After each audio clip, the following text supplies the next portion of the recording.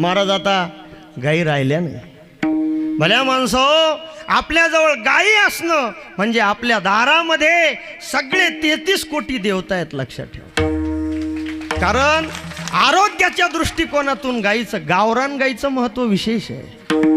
ती ओरडली तरी ओंकाराच्या ध्वनीत ओरडते। तिचं शेण पडलं तर ते शेण सुद्धा उचलणाऱ्याच्या हाताला सुद्धा लागत नाही।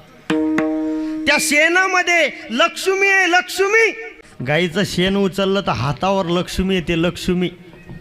आणि या हस्तरेषा बदलतात।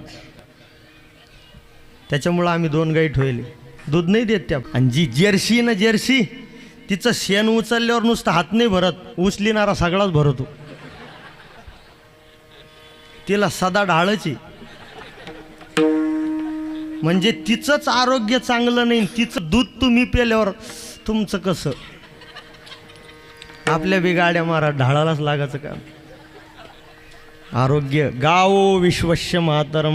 आपल्या वेदानं काही 1000 वर्षापूर्वी सांगितलं की गाय नुसतं राष्ट्राची नाही तर अख्ख्या जगाची माता आहे। गावो विश्वस्य मातरम। आणि ती गाय माझ्या कृष्णानं सांभाळली, आणि म्हणून रामलाल बाबाचं भजन होतं, गोपाला गोपाला गोपाला गोपाला देवकी नंदन।